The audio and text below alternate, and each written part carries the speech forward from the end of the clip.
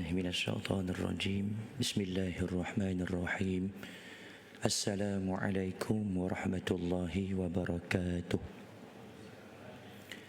للنبي المصطفى رسول الله صلى الله عليه وسلم وإلى أرواح والدينا ومعلمينا وذوي الحقوق علينا أجمعين الفاتحة أعوذ بالله من الشيطان الرجيم بسم الله الرحمن الرحيم الحمد لله رب العالمين الرحمن الرحيم مالك يوم الدين إياك نعبد وإياك نستعين اهدنا الصراط المستقيم صراط الذين أنعمت عليهم غير المغضوب عليهم ولا الضالين آمين إن الحمد لله نحمده ونستعينه ونستهديه ونستغفره ونعوذ بالله من شرور أنفسنا ومن سيئات أعمالنا من يهده الله فلا مضل له ومن يضلله فلا هادي له أشهد أن لا إله إلا الله وأشهد أن محمدا عبده ورسوله اللهم صل وسلم على سيدنا محمد وعلى آله وأصحابه أجمعين سبحانك لا علم لنا إلا ما علمتنا إنك أنت العليم الحكيم رب اشرح لي صدري ويسر لي أمري واحلل عقدة من لساني يفقه قولي أما بعد. Yang dihormati Tuan Nazir, Tuan Imam, Tuan Bilal, pegawai serta ahli jawatan kuasa Masjid Ar-Rahmaniyah Kampung Sungai Lang Baru, yang dimuliakan para alim ulama, asatizah di kalangan tuan-tuan, pimpinan masyarakat, ketua kampung, seterusnya muslimin muslimat, hadirin hadiran. Pertama dan selama-lamanya kita merafakkan kesyukuran kehadiran Allah Subhanahu wa ta'ala atas rahmat iman dan juga Islam yang dikurniakan oleh Allah Subhanahu wa ta'ala. Izin yang dapat kita berkumpul pada malam ini bagi menyambung pengajian kita dalam kitab Faham Faraid karangan Al-Fadhil Ustaz Hilmi Hanis bin Muhammad. Muslimin muslimat yang dirahmati Allah, Allah Subhanahu wa ta'ala berfirman dalam Al-Quran, a'udzu billahi minasyaitonir rajim, ya ayyuhallazina amanu la ta'kulu amwalakum bainakum bil batil. Wahai orang yang beriman, janganlah kalian makan harta sesama kalian dengan cara yang batil. Qala Nabi sallallahu alaihi wasallam, ta'allamul fara'idha wa'allimuha fa innaha nisful ilmi wa huwa yunsa wa huwa awwalu syai'in yunza'u min ummati. Nabi sallallahu alaihi wasallam bersabda yang bermaksud, belajarilah ilmu faraid dan ajarkanlah ia kepada manusia, ajarkan kepada umat. Sesungguhnya kata Nabi sallallahu alaihi wasallam, ilmu faraid ini merupakan nisfu, separuh daripada ilmu dan dia akan dilupakan. Wa huwa yunsa wa huwa awwalu syai'in yunza'u min ummati, dan dia ilmu faraid ini antara ilmu yang terawal yang akan dicabut di kalangan umatku. Buktinya sebulan bulan lepas saya tak dapat masuk, hampir sebulan dah, dekat 30 hari saya tangguh pengajian kuliah-kuliah di masjid-masjid dan surau kerana kesihatan tidak mengizinkan. Bermakna kita last jumpa 2 bulan lepas, lebih kuranglah. Nabi SAW bersabda, wa huwa yunsah, dan ianya akan dilupakan. Ingat lagi tak 2 bulan lepas kita belajar bab apa? Lupa dah, sebab tak diulang. Bahkan orang yang mengajar juga, yang mengajar kalau ditinggalkan juga akan lupa. Mengajar ni maknanya tahu dah sampai Z, tapi tak diajarkan, tak diulang kaji, yang mengajar pun boleh lupa. Wa huwa awwalu syai'in yunza'u min ummati, dan ilmu ini akan antara ilmu yang terawal yang akan dicabut di kalangan umatku. Buktinya hari ini kalau kita lihat di masjid-masjid surau, pengajian faraid ini antara pengajian yang rare lah, dalam bahasa moden kita rare, sebab susah nak jumpa. Tak ramai di kalangan guru-guru. Bukan nak kata saya ni hebat, tidak. Tetapi ini realiti. Kalau ada pun mungkin yang datang tak ramai. Yang datang tak ramai. Maka ini juga antara bukti, antara yang terawal dicabut di kalangan umatku. Muslimin yang dirahmati Allah. Ikutkan kita akan sambung pada muka surat 45 pada malam ini. Walaupun kita ada lebih kurang 320 lebih muka surat dalam kitab ini. Tetapi saya ingat hampir setahun dah pengajian kita faham faraid ini di masjid ini baru dapat 45 muka surat. Sebelum saya nak masuk dalam buku ini, saya ingin berkongsi dengan tuan-tuan dan juga puan-puan. Dalam tempoh sebulan ini, walaupun saya tangguh pengajian di Masjid Surau, ingat boleh rehat lah. Ingat boleh stop fikir tentang faraid, tak boleh. Sebab boleh kata hari-hari orang WhatsApp tanya. WhatsApp, ustaz nak tanya ni, kalau macam ni anak dapat berapa? Boleh dikatakan hari-hari ada. Kadang sehari 2 orang, kadang sehari 3 orang, campur-campur. Ada yang dari Sungai Lang Baru pun ada. Ada yang dari kampung lain, Kundang, Tanjung Sepat, Bukit Canggang, Sungai Buaya dan daerah lain juga ada. Ramai yang tanya. Alhamdulillah, ini satu perkembangan yang bagus. Kalau dulu mungkin orang nak tanya pun tak tahu nak tanya apa tentang faraid. Dan ada juga mungkin di kalangan orang dulu-dulu dia menganggap faraid ini pada harta yang didaftarkan ada nama, tanah, rumah, kereta, motor, yang tu baru kena faraid. Kopiah ayah, kopiah arwah ayah, telefon bimbit, apa lagi, pakaian, selipar, kasut, benda-benda yang kecil, pen. Mungkin bagi kita dulu menganggap ini tak perlu faraid. Tidak. Bahkan bila dikatakan at-tirkah, harta pusaka, selagi mana ada nilainya, maka ia tertakluk pada hukum faraid, wajib difaraidkan, tertakluk dengan hukum faraid. Orang nak takharuj keluar daripada kaedah faraid, tak apalah ustaz, telefon bimbit ni kami bagi setuju semua bagi dekat mak sahaja, isteri kepada si mati. Boleh takharuj namanya, tetapi takharuj ada syaratnya. Takharuj daripada perkataan kharaja, keluar. Tak ada masuk, tak berlaku keluar. Tuan-tuan tak pernah pergi ke negeri Melaka contoh, tiba-tiba jumpa dekat luar masjid, ji dari mana? Baru balik dari Melaka. Jadi tak? Tak pernah pergi Melaka. Tapi bila orang tanya kita kata baru balik dari Melaka. Tak jadi. Kita kena masuk Melaka dulu. Pergi Melaka, keluar, jumpa orang, baru balik dari Melaka. Itu makna takharuj. Kena masuk dulu dari sudut hukum faraid, barulah untuk kita nak takharuj, melepaskan hak kita. Bagaimana nak tahu hak kita banyak mana tiba-tiba kita nak bagi? Tuan-tuan nak infak, nak infak harta, nak sedekah, nak infakkan sebahagian harta kepada pihak masjid, jumpa dengan nazir, jumpa dengan bendahari. Tuan Nazir, saya nak infak sedikit harta saya untuk pembangunan masjid. Berapa nak infak? Tak tahu. Jadi tak infak? Tak jadi. Sebab tak tahu nak infak. Haji nak infak berapa? Tak tahu, tapi saya nak infak. Boleh jadi tak? Macam tu juga takharuj. Dia nak melepaskan hak dia, tapi dia pun tak tahu berapa hak dia menurut faraid. Jadi takharuj ini tertakluk dengan hukum faraid juga. Walaupun kita nampak natijahnya sama rata contoh. Yang ni mengikut faraid, yang ni tak mengikut faraid, natijahnya sama. Tetapi tak ada konsep tadi masuk dulu baru keluar. Tak ada konsep tahu dulu berapa bahagian masing-masing untuk kita lepaskan hak kita. Tak tahu ni 20 tahun akan datang baru tahu bahagian aku dulu patutnya 2 ekar, tetapi dulu bahagi sama rata dapat 1 ekar saja. Agak-agak apa reaksi orang tu? Kalaulah dulu ikut faraid, maknanya tak ada timbul keikhlasan untuk takharuj melepaskan hak dia kepada waris-waris yang lain. Tempoh sebulan ni banyak yang bertanya berkait tentang isu pembahagian pusaka kepada anak-anak, termasuk cucu.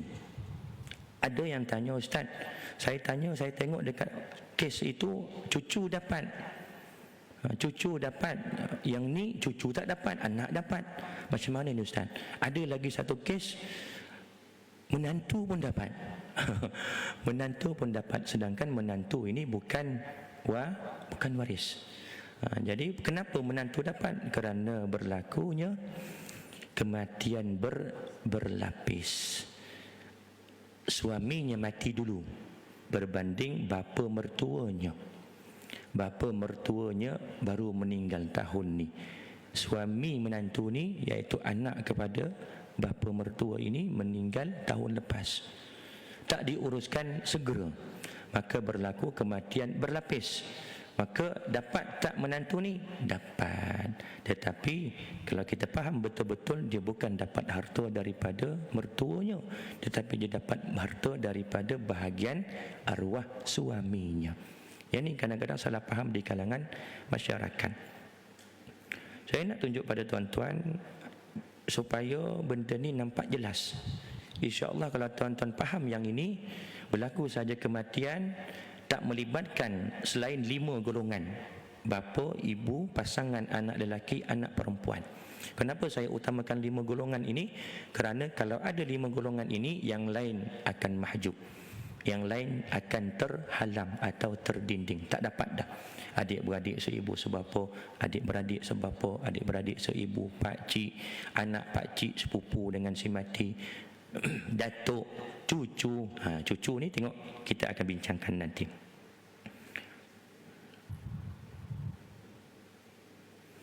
Pertama yang saya nak tekankan di sini,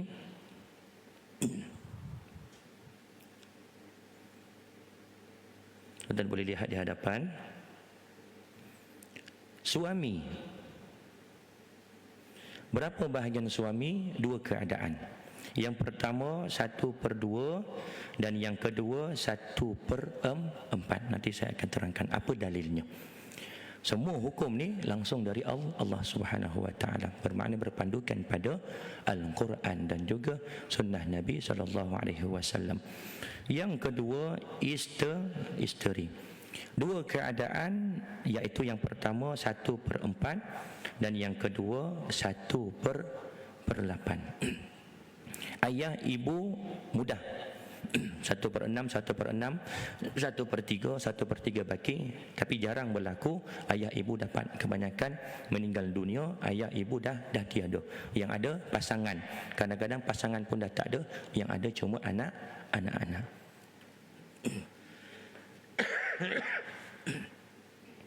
Apa bukti suami dapat 1/2 dan 1/4? Tuan-tuan lihat dalam Al-Quran surah An-Nisa ayat yang ke-12. Allah Subhanahu wa taala berfirman, A'udzubillahi minasyaitonir rajim. Walakum nisfu ma taraka azwajukum illam yakul lahunna walad. Surah An-Nisa ayat yang ke-12. Saya zoom supaya tuan-tuan nampak ayat Al-Quran ini. Walakum nisfu ma taraka azwajukum illam yakul lahunna walad. Fa in kana lahunna waladun falakum ar-rubu' mimma tarak min ba'di wasiyatin yusina biha aw dain. Walahunna ar-rubu' mimma taraktum illam yakul lakum walad. Fa in kana lakum waladun falahunna thumunu mimma taraktum min ba'di wasiyatin tusuna biha aw dain. Yang bermaksud, dan bagi kamu suami 1/2 daripada harta yang ditinggalkan oleh isteri-isteri kamu. Jika mereka ni merujuk kepada isteri-isteri. Kenapa sebut isteri-isteri? Kerana lelaki boleh kahwin lebih daripada seorang. Gelak Tuan Haji. Gelak. Isu tengah panas ni. Disebutkan isteri-isteri kerana lelaki boleh jadi ada 1, 2, 3 atau 4 isteri. Jadi suami ni akan dapat 1/2. Maaf.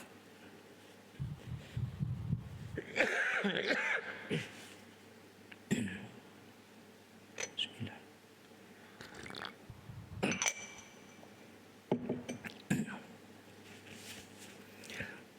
Suami ini 1/2 daripada harta yang ditinggalkan isteri-isteri jika mereka tidak mempunyai anak. Itu satu keadaan suami. Yang kedua, jika mereka mempunyai anak, maka kamu memperoleh 1/4 daripada harta yang mereka tinggalkan.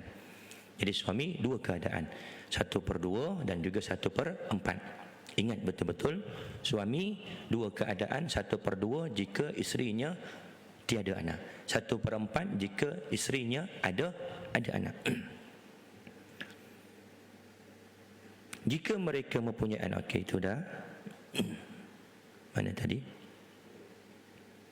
Dan bagi mereka isteri-isteri pula 1/4 daripada harta yang kamu tinggalkan. Ini keadaan bagi isteri. 1/4 jika kamu tidak mempunyai anak, iaitu yang mati ni lelaki, yang tinggal isteri-isterinya.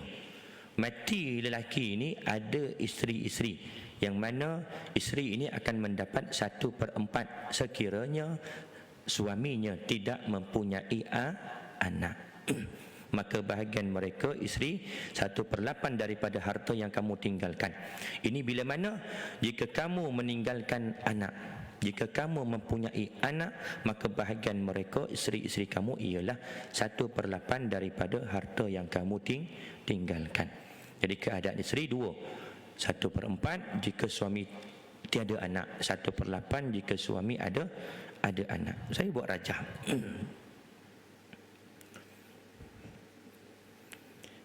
Lelaki bernama Sidik, perempuan bernama Murni. Saya buat garis putus-putus. Maksudnya mereka ada hubungan tetapi bukan syar'i. Faham maksud saya? Terlanjur. Bahasa mudahnya terlanjur. Na'udzubillah. Tapi kita nak bincang bagaimana keadaan. Maka lahirlah anak daripada Murni ni, bernama Ramli. Contoh, maaf ya kalau ada kebetulan nama sama, ni contoh sahaja. Ramli. Kemudian Sidik ini rasa bertanggungjawab, maka dia pun nikah dengan Murni kerana dia rasa bertanggungjawab. Dah terlanjur dengan Murni, kahwin dengan Murni selepas Murni ini mengandung, ataupun Murni ini dah melahirkan anak dah. Ada bernama Ramli, anak lelaki. Kemudian mati Sidik, Murni ini dapat berapa sebagai isteri? Dia dapat 1/4 atau 1/8? 1/4. Kerana Sidik ini tidak ada anak. Walaupun Sidik ni pergi dengan Ramli dekat makmal, tes DNA, betul sah ini daripada benih Sidik. Ramli ni dari segi biologinya betul benih dari Sidik.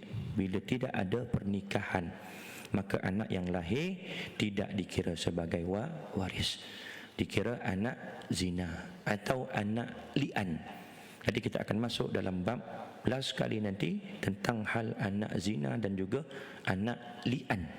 Li'an ni maknanya apa? Seorang lelaki yang menyangka isterinya mengandung bukan anak dia. Dia dah kahwin. Contoh dah kahwin, kemudian lelaki ni kerja pelantar, naik kapal pelantar lah. Kadang lama 6 bulan, kadang setahun, kadang 2 tahun tak balik. Contohlah dia tak balik setahun. Kemudian balik-balik, isterinya didapati mengandung. Mengandung dah 5 bulan contoh. Jadi logik kita, walaupun dari segi hukum dalam mazhab Imam Syafi'i, wanita ini maksimum tempoh mengandungnya adalah 4 tahun. Itu panjang perbahasannya. Mazhab Maliki 7 tahun, Abu Hanifah 2 tahun tak silap. Mazhab Imam Syafi'i 4 tahun maksimum seseorang wanita itu boleh mengandung, tempoh mengandung. Tetapi jarang-jarang berlaku. Dalam kata arwah Piramli, kadang-kadang biasa 9 bulan 10 hari. Dan tempoh paling cepat mengandung hamil adalah 6 bulan. Ini menurut mazhab Imam Syafi'i. Saya tak nak cerita tentang tempoh tu. Tapi secara logiknya, lelaki ni bila dapati isterinya mengandung, dia tahu, dia tak sentuh bini ni setahun, tiba-tiba mengandung. Maka dia pergi ke mahkamah, mengadu kepada pihak hakim. mengatakan bahawasanya anak yang dikandung oleh isterinya ini bukan anak dia. Dan adalah prosesnya kena bersumpah. Isteri juga kena bersumpah. Maka lahir anak ini tadi, anak ini diberi nama anak li'an. Tak boleh dinasabkan kepada bapa lelaki ni tadi, sebab tak tahu status sama ada bapa ataupun tidak. Dan mereka tidak saling mewarisi antara satu sama lain. Sama juga keadaan ini. Walaupun Siddiq dan Murni dah berkahwin, tetapi selepas lahirnya Ramli, maka Murni akan dapat berapa? 1/4. Keadaan yang sama, Siddiq yang mati, Murni yang mati. Tadi Siddiq mati, ini Murni mati. Dalam keadaan dia cuma ada anak seorang bernama Ramli, yang mana Ramli ini anak yang tidak sah taraf bersama dengan Siddiq. Siddiq ni dapat berapa? 1/2 ke 1/4? 1/2. Sebab Siddiq dan juga Ramli tidak ada kaitan. Maaf, bukan 1/2. Siapa cakap 1/2 tadi? 1/4. 1/4. Kerana Ramli ini dengan Siddiq betul tak ada hubungan, tetapi dengan Murni ada hubungan. Ingat, anak zina, anak li'an dengan bapanya memang tiada hubungan, tak boleh mewarisi antara satu sama lain, bahkan tidak mempengaruhi antara satu sama lain. Tetapi dengan ibunya tidak terputus, mereka saling mewarisi antara satu sama lain. Mati Murni, Ramli dapat tak pusaka Murni? Dapat, kerana dia anak kepada Murni walaupun dia tiada bapa. Tetapi Siddiq ada tak anak bersama Murni? Tak ada selepas nikah. Yang ada Ramli anak luar nikah. Siddiq ni tak dapat 1/2, dia dapat 1/4. Kerana Murni statusnya ada anak. Okey, dekat sini jelas untuk penentuan suami dan juga isteri. Yang ketiga, kita nak bincangkan tentang anak lelaki. Anak lelaki dia akan mendapat asabah. Asabah apa? Asabah bin nafsi. Asabah bin nafsi. Bila mana anak lelaki ini seorang atau lebih, semuanya lelaki, maka anak lelaki ini akan mendapat asabah bin nafsi. Dengan perkiraan kalau 5 orang anak lelaki, bahagi 5 sama rata. Apa dalilnya? Berdasarkan hadis Nabi sallallahu alaihi wasallam yang kita dah bincangkan yang lepas pada muka surat 35. Hadis yang pertama, hadis sahih muttafaqun alaih, diriwayatkan oleh Imam Bukhari dan juga Imam Muslim. Nabi SAW bersabda, Alhiqul fara'idha bi ahliha, fama baqiya fahuwa li awla rajulin zakarin. Berikan bahagian warisan yang ditentukan kepada pemiliknya, iaitu ahli fardu. Ahli fardu ni siapa? Yang Allah dah tetapkan dalam Quran. Suami 1/2, 1/4, isteri 1/4, 1/8. Bapa 1/6, ibu 1/6. Ibu ada kala 1/3. Yang ini ahli fardu. Tentukan bahagian fardu. Okey, dah dapat bahagian fardu. Ada tak baki? Ada. Siapa yang ada? Anak lelaki. Seorang, 2 orang, 3 orang, tak kisah, semua lelaki. Maka yang anak lelaki ini akan dapat asabah bin nafsi berdasarkan pada hadis ini. Dan dia tak akan dapat kepada banyak pihak. Asabah bin nafsi ini dia ada 4 grup. Kalau lihat pada rajah ini, rajah ahli waris. Asabah bin nafsi ini terbahagi kepada 4 grup, 4 kumpulan. Kumpulan pertama iaitu di kalangan furu' waris. Ini kelompok pertama, anak lelaki dan cucu lelaki dan ke bawah.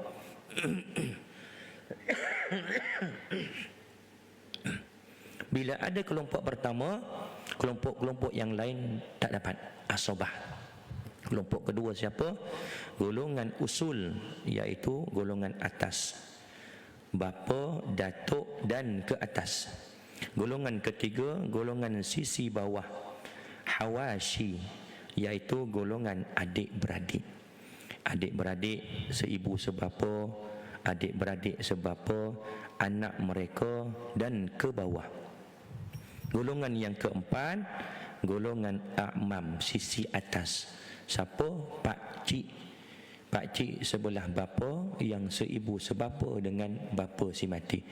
Pak cik sebelah bapa yang sebapa dengan bapa si mati. Tak ada pak cik, anaknya juga termasuk dalam ahli waris asabah bin nafsih tadi. Lepas tu dalam hadis tadi dinyatakan fahuwa li'aula rajulin zakarin, maka bakinya berikan kepada waris lelaki yang paling dekat nasabnya.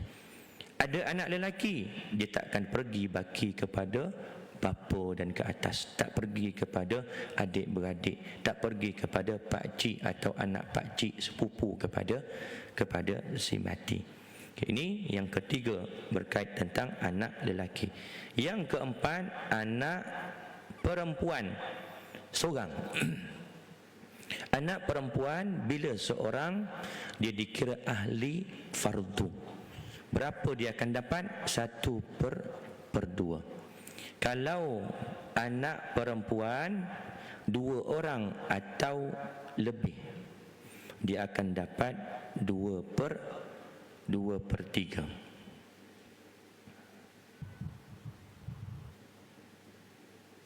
Mana dalilnya Ustaz? Lihat pada surah An-Nisa ayat yang ke-11. Ini yang ke-12, ini yang ke-11. A'udzubillahi minasyaitonirrajim. Yusikumullahu fi auladikum lidzakari mislu hazzil unsayain. Yang ni saya tak nak sentuh dulu sebab ni nanti kita akan masuk lepas ni dalam bab asabah bil ghairi. Tadi baru asabah bin nafsi. Asabah ada 3, asabah bin nafsi, asabah bil ghairi dan juga asabah ma'al ghairi. Mithlu hazil unsayain, nisbah lelaki 2, 1 perempuan, itu dalam asabah bil ghairi. Tadi kita bincangkan asabah bin nafsi, iaitu lelaki semua. Anak lelaki semua lelaki, tak ada anak pergi ke ayah, tak ada ayah pergi ke adik-beradik, tak ada adik-beradik kepada anak adik-beradik, tak ada pergi ke pak cik, tak ada anak pak cik. Itu asabah bin nafsi. Fa in kunna nisaan fawqa thnataini falahunna thulutha ma tarak wa in kanat wahidatan falahan nisfu. Allah perintahkan kamu mengenai pembahagian harta pusaka untuk anak-anak kamu, iaitu bahagian seorang anak lelaki menyamai bahagian 2 orang anak perempuan. Ini dalam bab asabah bil ghairi. Jika anak-anak perempuan itu lebih daripada 2 orang, 2 orang atau 3 atau 10, tetapi semuanya perempuan, maka bahagian mereka ialah 2/3 daripada harta yang ditinggalkan oleh si mati. Dan jika anak perempuan itu seorang sahaja, maka bahagiannya ialah 1/2, setengah daripada harta si mati. Jadi anak perempuan kalau seorang 1/2, kalau 2 orang atau lebih 2/3. Yang keenam, anak lelaki dan perempuan, barulah tadi dapat asabah bil ghairi dengan nisbah 2 lelaki 1 perempuan. Takat ini 6 ni saya nak sentuh berdasarkan rajah. Kita lihat rajah. Saya buat contoh rajah. Si mati nama Sidik. Sidik je mati. Sidik ni ada 4 orang anak, 2 lelaki 2 perempuan. Yang lelaki bernama Sudin, yang anak lelaki yang kedua bernama siapa? Aziz. Macam popular nama Aziz kat sini. Anak perempuan bernama Murni. Saya suka nama Murni ni, lepas tu selalu bagi contoh. Yang kedua Maznah. Contoh. Dan tiap-tiap anak ini ada anak. Sudin ni ada anak 2 orang, satu lelaki, satu perempuan. Yang lelaki namanya siapa? Nama saya lah Wan. Yang perempuan Wani. Aziz juga ada 2 orang anak. Yang lelaki nama Zul, yang perempuan nama Zuli. Wah, senangnya. Murni ni ada 2 orang anak. Yang lelaki nama Amir, contoh. Yang perempuan Amira.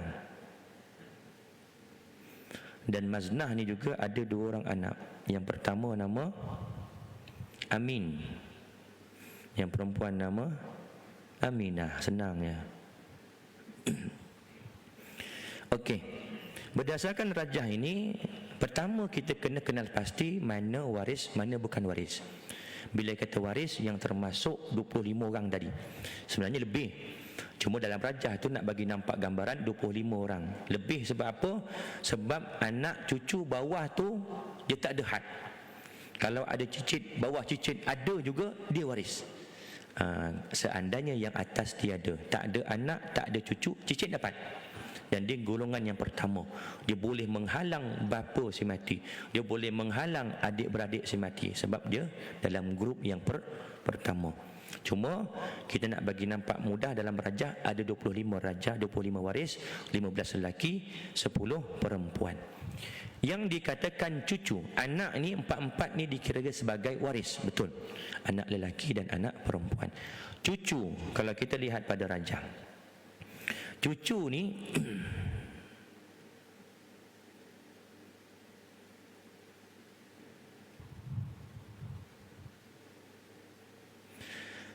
dekat sini cucu cuma ada bawah lelaki sahaja.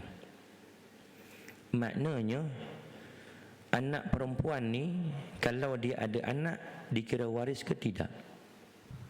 Tidak. Cucu hanya dari jalur anak lelaki sahaja.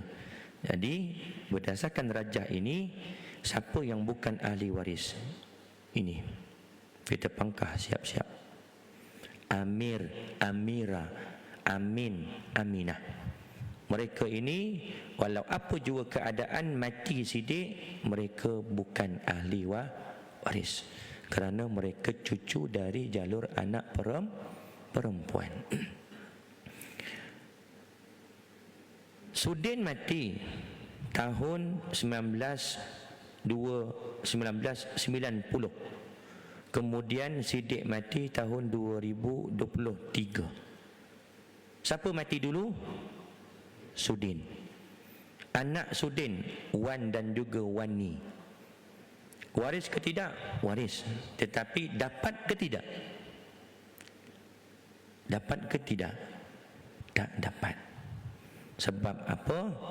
Sebab Sidik mati, ada anak lelaki yang bernama Aziz, ada anak perempuan Murni dan ada anak perempuan Maznah. Ingat, cucu bila ada anak lelaki dia terhalang. Walaupun anak itu bukan bapa cucu. Walaupun Wan dan juga Wani ini bukan anak kepada Aziz. Zul dan juga Zuli ini confirm tak dapat lah. Ini kita biasa faham begitu. Ada ayah, anak tak dapat. Tetapi ada anak si mati, cucu daripada anak lelaki yang lain. Waris ke tidak? Bukan waris.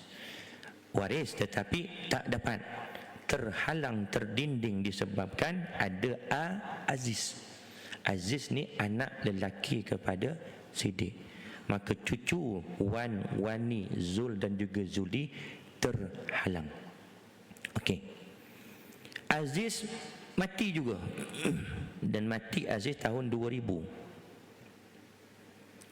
Sudin 1990. Aziz tahun 2000.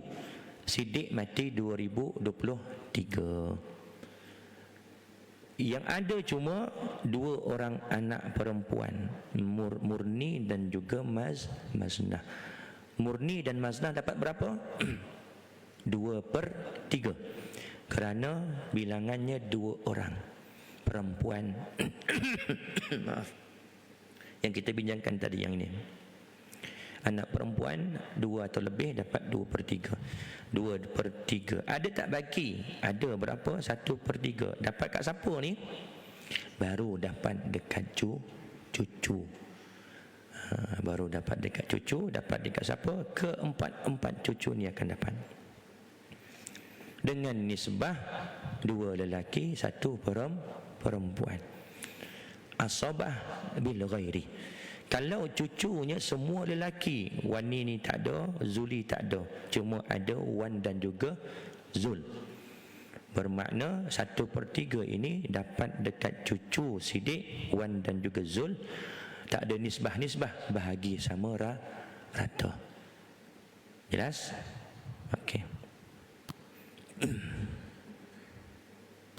Kalau Murni juga mati, Murni mati tahun 2010.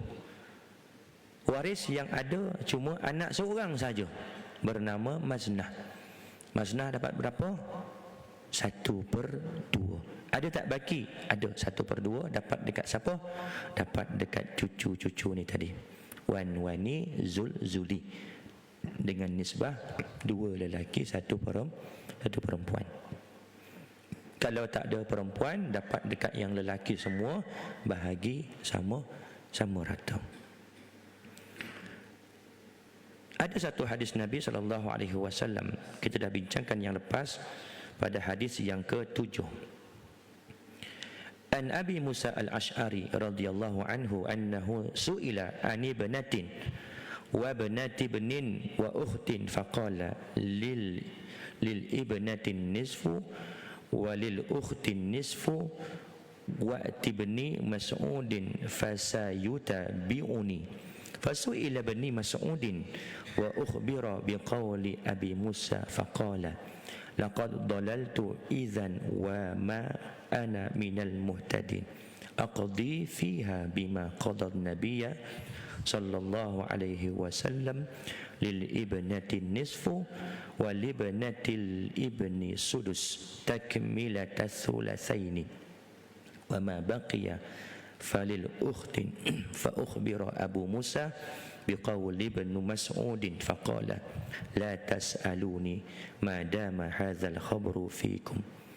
Yang bermaksud daripada Abu Musa, hadis sahih riwayat Imam Bukhari.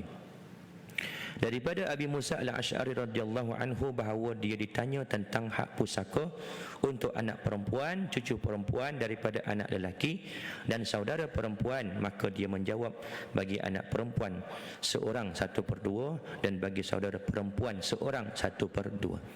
Abi Musa berkata, bertanyalah kepada Ibnu Mas'ud. Ibnu Mas'ud ini seorang sahabat yang terkenal faqih dan mahir dalam bab faraid. Bertanyalah kepada Ibnu Mas'ud radhiyallahu anhu, nescaya jawapan dia sama dengan jawapanku. Maka lelaki ini bertanya kepada Ibnu Mas'ud tentang masalah tersebut beserta jawapan Abi Musa sebelum ni. Dia ceritakanlah, Abi Musa kata anak dapat separuh, kemudian saudara perempuan dapat separuh, cucu tak dapat.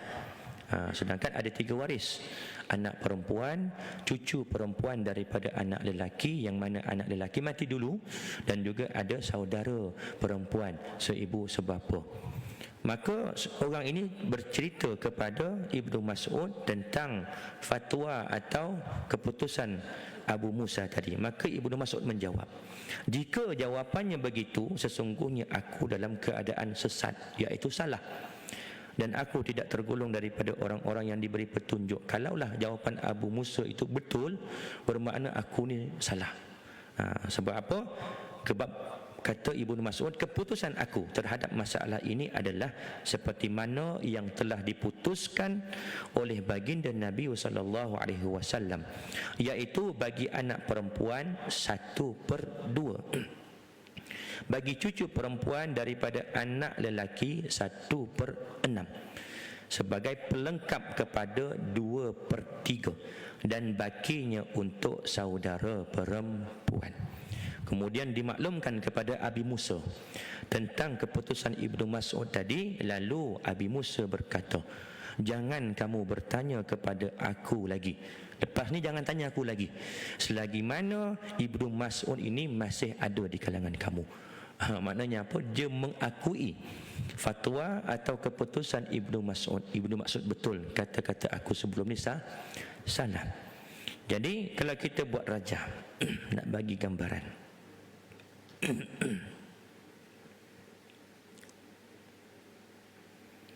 Contoh yang si mati sidik lagi.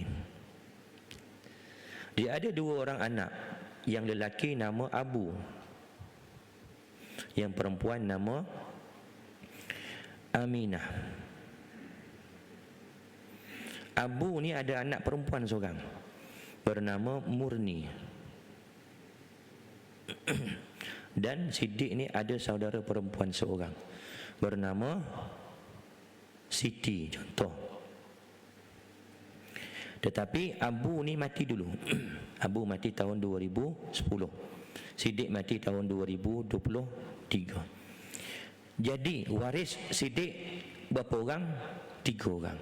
Dan semuanya perempuan. Berdasarkan hadis yang pertama tadi, alhiqul faraidah bi ahliha fama baqiya fahuwa li aula rajulin zakari. Maka baki tadi mesti kepada lelaki yang terdekat. Dalam kes ini tak ada waris lelaki, tetapi perempuan, waris perempuan ini boleh menghabisi harta si mati. Ini yang diberi nama asabah ma'al ghairi. Yang ketiga, yang pertama tadi asabah bin nafsi, yang kedua asabah bil ghairi, dan yang ketiga asabah ma'al ghairi. Siapa yang dapat asabah ma'al ghairi? Siti. Iaitu adik-beradik perempuan kepada Siddiq. Bila mana Siti dapat asabah ma'al ghairi? Bila mana ada anak perempuan bernama Aminah.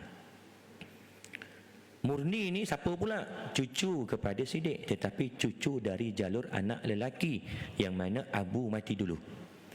Jadi menurut fatwa Ibnu Mas'ud tadi, anak perempuan akan mendapat 1/2, kerana Aminah ini seorang. Kalau 2 atau lebih, 2/3. Tetapi dia seorang, 1/2. Kemudian Murni ini dapat 1/6. Kalau kita lihat pada hadis tadi, kenapa dapat 1/6? Sebagai pelengkap kepada 2/3. Sebagai pelengkap. Kerana bila berkumpul 2 orang perempuan dari kalangan grup yang pertama, grup furuk waris, anak dan ke bawah, maka maksimumnya dapat 2/3 sahaja. Maka cucu ni tadi dapat 1/6. Kenapa dapat 1/6? Kerana nak melengkapkan bahagian bawah ini dapat 2/3. Kita buat matematik sikit. 1/2 tambah dengan 1/6. Yang 2 kali dengan 3, yang 1 atas kali dengan 3. Jadi 3/6 tambah 1/6. 3 tambah 1, 4/6.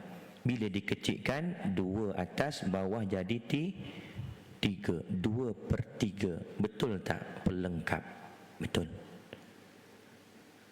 Anak 1/2, cucu 1/6. Kerana melengkapkan berdasarkan hadis tadi. Melengkapkan bahagian furuk waris bila berkumpul 2 orang perempuan dapat 2/3. Ada tak baki? Ada. Berapa? 1/3. Kembali kepada siapa? Kembali kepada Siti. Siti ni dapat asabah ma'al ghairi, kerana bersama dengan anak perempuan. Sekalipun Siddiq ni dia ada saudara lelaki, tetapi sebapa. Siti ni dengan Siddiq adik-beradik seibu sebapa. Tetapi Siddiq juga ada adik-beradik sebapa bernama Wan, contoh. Ataupun Siddiq ni ada pakcik. Ini pun kadang-kadang masalah di kalangan masyarakat kita. Saya ni lelaki paling dekat dengan arwah. Saya ni pakcik kepada arwah. Arwah ni tak ada anak lelaki, tak ada cucu lelaki, tak ada adik-beradik lelaki, adik-beradik perempuan saja. Saya ni pakcik dia, sepatutnya saya dapat asobah. Dia kata begitu. Sebab fahaman dia berdasarkan hadis yang pertama tadi, fahuwa li aula rajulin zakarin. Dia tak tahu yang itu hanya tertakluk pada asobah bi nafsi sahaja. Asobah ada 3. Bi nafsi, bil ghairi, ma'al ghairi. Bila ma'al ghairi, adik-beradik perempuan ni tadi, Siti dia akan menghalang pakcik kepada si mati, bahkan menghalang adik-beradik lelaki yang sebapa, kerana seibu sebapa lebih tinggi darjat, lebih dekat berbanding yang sebapa. Jelas setakat ini untuk bahagian anak ya. Betul, murni akan dapat 1/6 kerana melengkapkan 2/3.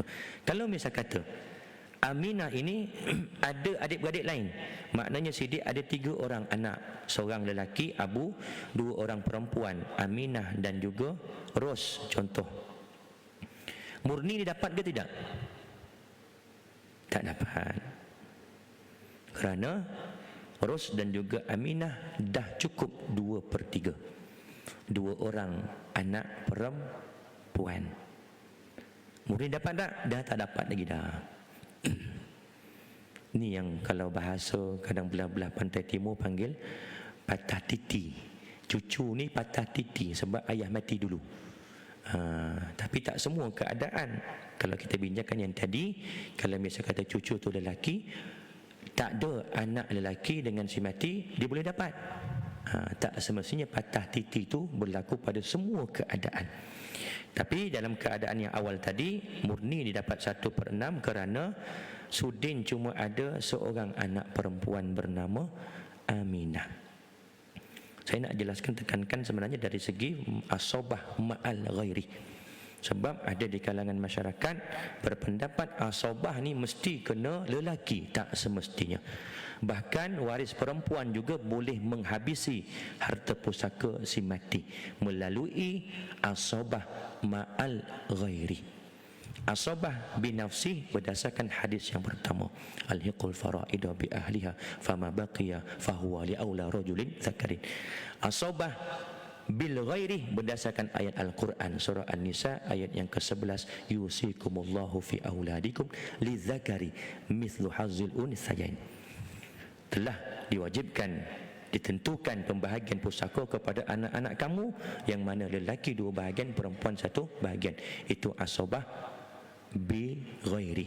Asobah ma'al ghairi berdasarkan hadis yang ke-7 tadi.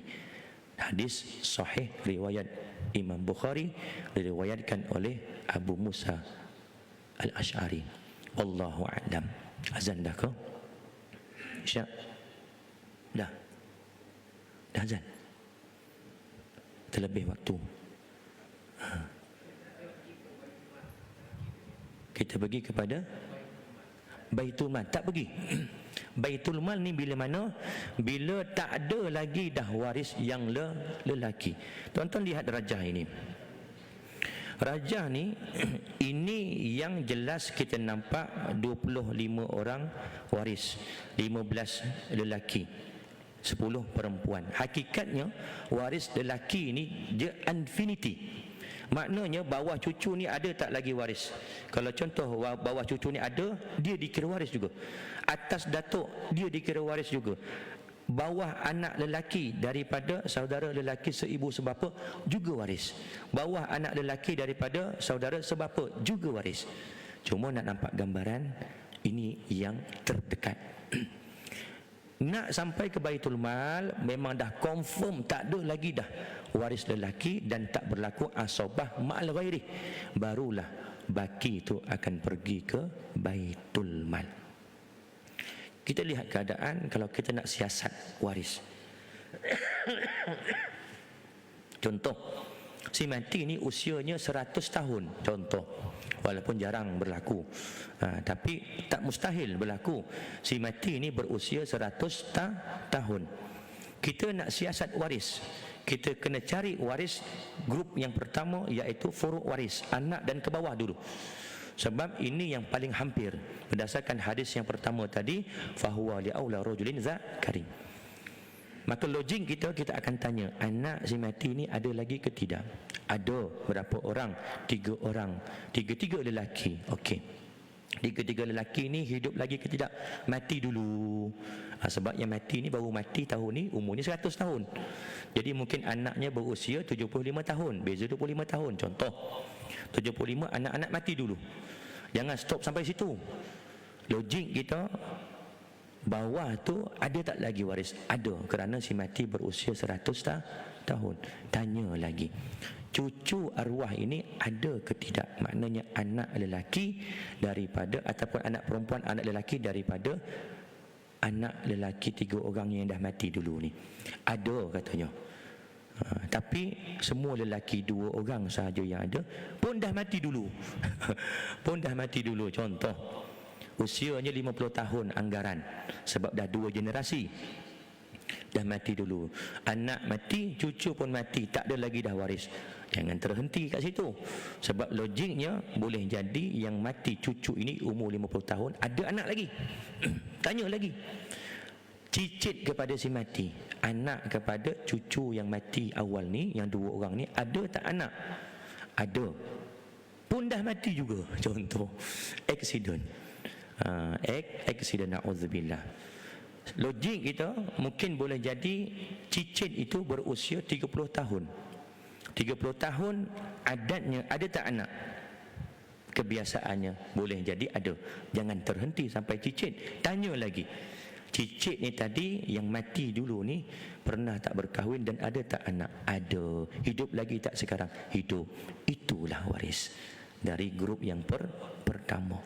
Maka yang kedua, usul waris bapa, atuk dan ke atas terhalang. Adik-beradik, seibu sebapa, anak-anak adik-beradik juga terhalang sebab grup yang ketiga.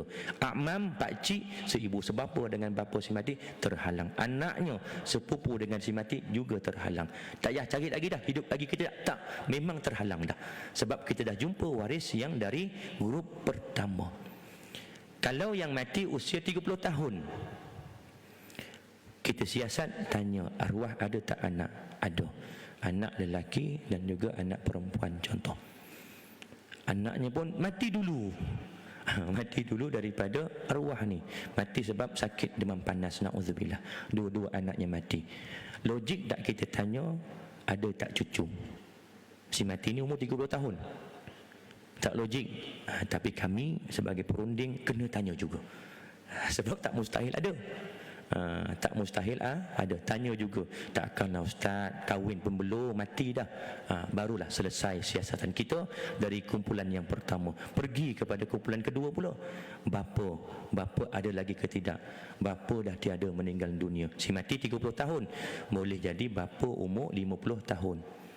Logik tak ada atuk umur 70 tahun? Logik tanya, si mati ni ada tak datuk? Sebab apa kita tanya datuk? Sebab bapanya mati dulu.